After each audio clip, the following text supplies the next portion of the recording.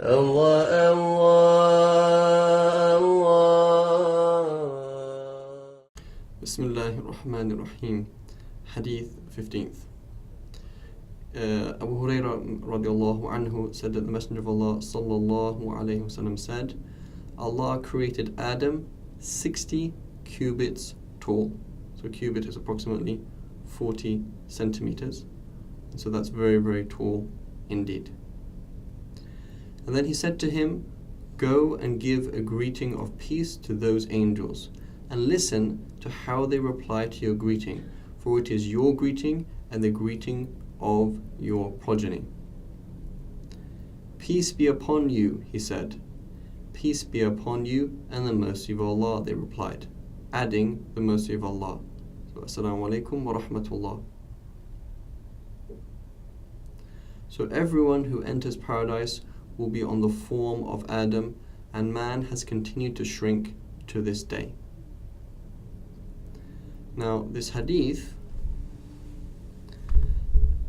is surprising or troubling or confusing for many people, because it seems to suggest that Adam alayhi salam was extremely tall.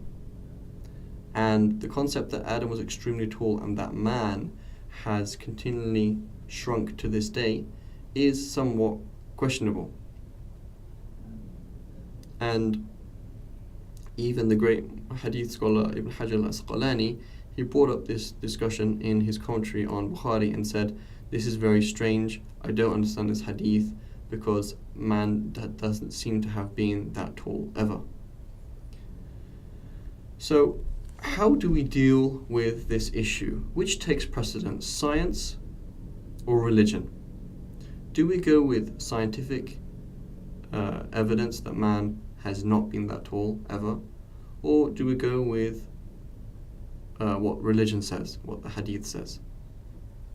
And so in reality, it's not that simple. And so when we have a hadith that is sahih, when we have a hadith that is not mass narrated, but it's sahih, okay, it's narrated by one person, the other person, the chain's been checked, it fulfills the conditions to be a sound chain of transmission, then we believe in it. Okay, we believe in it.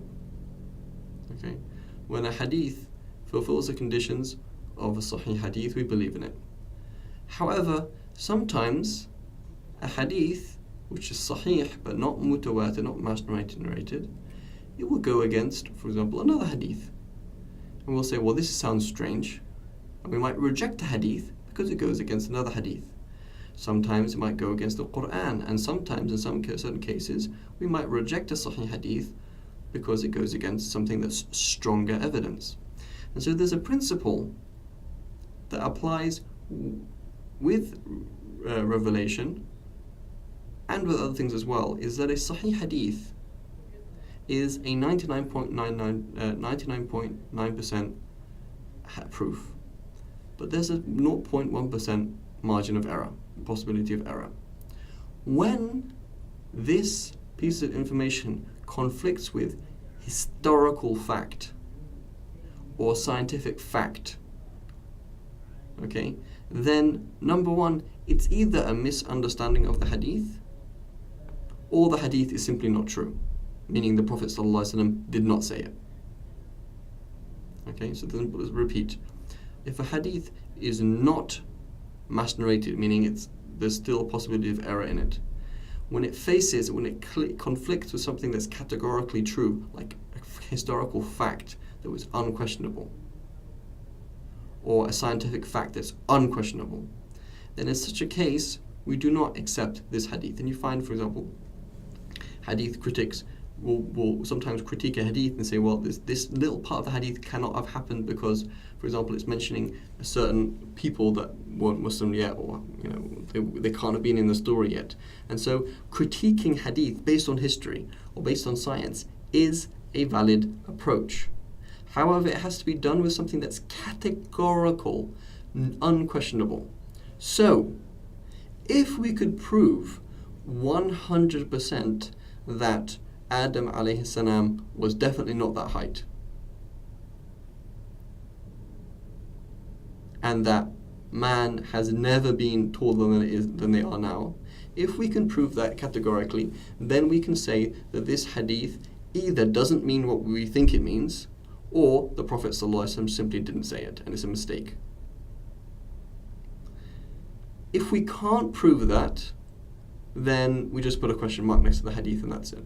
And this is exactly what Ibn Hajar al-Asqalani did. He said, looking at the archaeological evidence at his time, which is some 600 or so years ago, he said, this is very far-fetched. I don't understand it. This sounds strange, question mark. And that's it. He just left it at a question mark.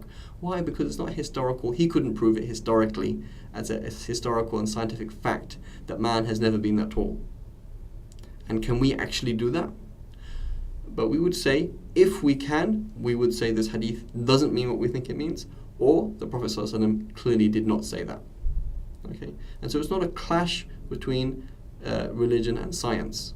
It's putting everything in the right place.